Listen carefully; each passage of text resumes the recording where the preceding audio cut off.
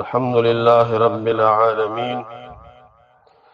والصلاة والسلام على رسوله الأمين أما بعد د عیسی علیہ الصلوۃ والسلام اسمان تا خطو بارکی او قیامت نزدې داغه د نزول په باره کې یعنی د رفع او د نزول په باره کې احادیث متواتر دي. صحیح احادیث او تواتر درجه ته رسیدلی او دا خبره د قران کریم نه هم معلومه ده چې عیسی علیه السلام باره کې الله فرمایي وما قتلوه وما صلبوه. دی یهودو عیسی علیہ السلام نو قتل کړي او نه پانسی کړو بلکې بر رفعه الله الیه بلکې عیسی علیہ السلام الله پاک ځان ته پورته کړو اسمان ته. دا څنور آیاتونه دی قران کریم کې لکه د سورۃ النساء دا آیت ته وان من اهل الكتاب الا ليؤمنن به قبل موته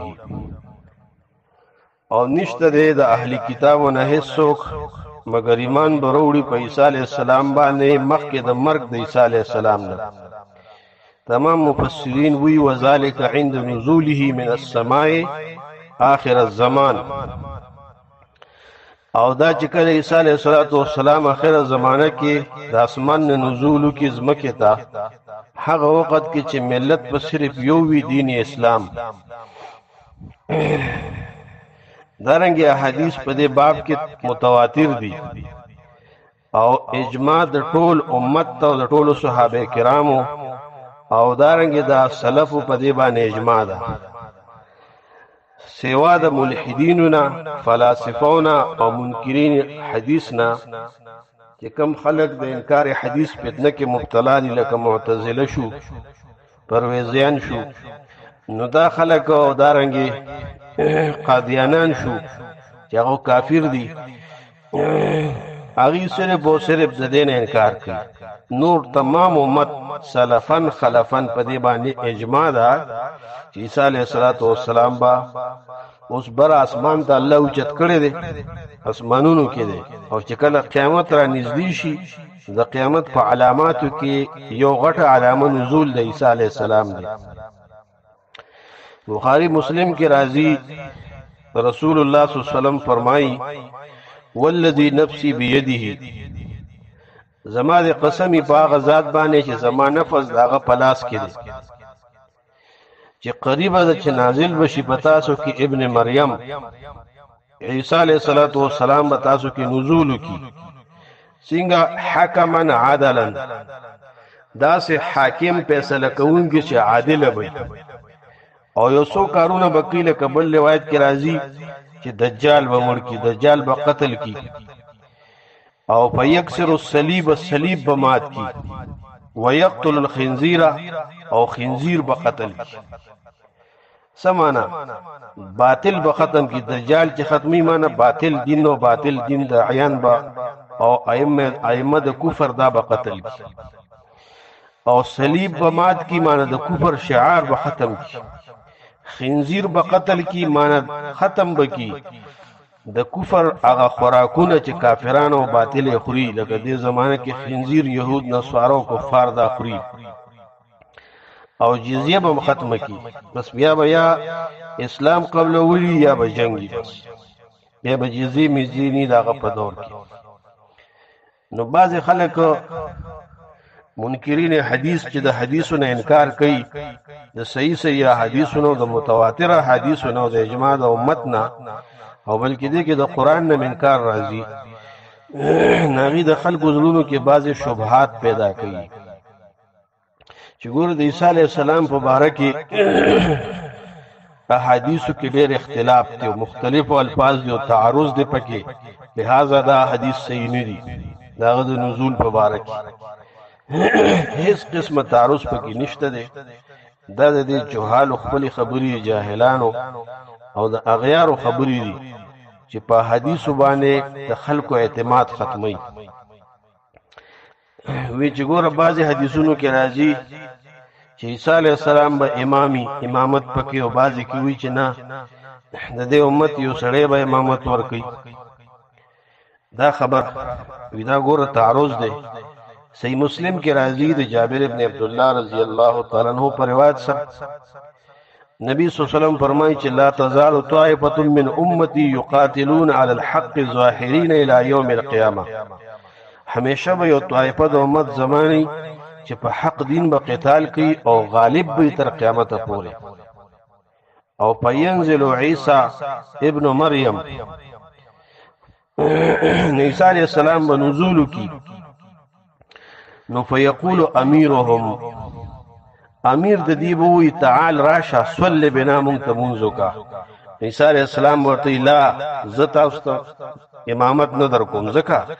ان بعضکم علی بعض امراء تکرمة الله لهذه الامه بعض استاسو په بعض باندې امرا دي یعنی بعض استاسو د بعضو ته جماعت ورکی امامت ورکی د وجه د عزت د امت نه د دې امت یو امیر وي چې هغه بیا امامت خلکو ته ورکی او بل روایت کې راځي متفقون علیه روایت دی کیف انتم اذا نزل ابن مریم فیکم و امامکم منکم سحال به استاسو چې کله ابن مریم په تاسو کې نازل شي او امام بستاسو نه یعنی استاسو یو کس پستاسو نه امامي په دغه وخت کې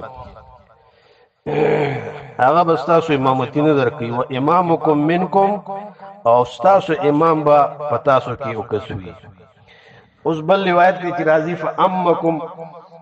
عیسی علیہ السلام بتاسو ته امامت درکوي ناغینه مراد امکم بکتاب الله و بسنت رسول الله داغه معنی دا ده چې عیسی علیہ السلام بتاسو مشرکی د الله په کتاب او په سنت د رسول الله صلی الله علیه وسلم باندې داغه دا معنی یو امامت صغرا دی بل امامت کبرا دی امامت صغرا به د دې امت یو کس مخکش او امامت کبرا به عیسی علیہ السلام د خلقو فیصله مشری دا به په قران او سنت باندې کوي قران او حدیث باندې فیعمل بسنتی نبی صلی الله علیه وسلم زما په سنت په عمل کوي بل اشکال دی بارکه دا دی چې بعض خلک دا و چیرې د کې یو تعارض دار چې د عیسی علیہ السلام په صفاتو کې راځي ثبت الشعر او ثبت الراس او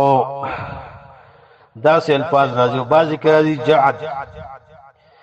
نو ثبت الشعر دیته وي او رجل الشعر دیته وي چې داغه دا وخته خواره واروي نیغ وی او خواره وي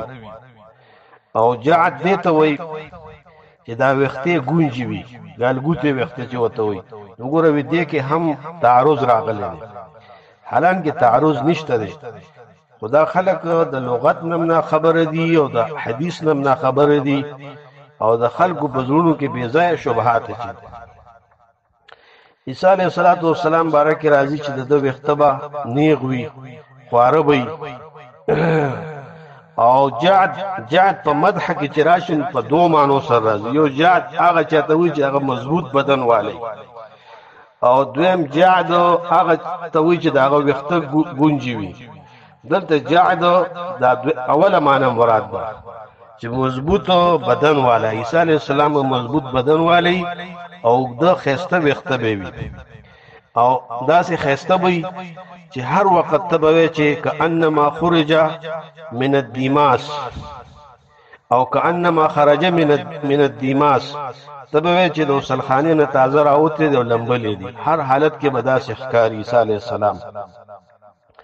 دارنګه داغه د رنگ په باره کې چې کوم اوصاف راځي نو داغه رنگ چې دی دا بداسې وي چې سور سپین وي یعنی مطلب دا دی چې سوروالی او سپینوالی دواړه وپکې وي سور سپین رنگ دی وي بعض روایتو کې راځي چې ګندمګو رنگ دی وي بعض کې راځي چې سور رنگ دی وي بعض کې راځي چې سپین رنگ دی وي تطبیق دا دی چې حمرت او بیاض دواړه وپکې وي او سپینوالی سوروالی ته مایلي دې کې څه اشکال نشته خدا سي دا منکرین حدیث د خلکو په زړونو کې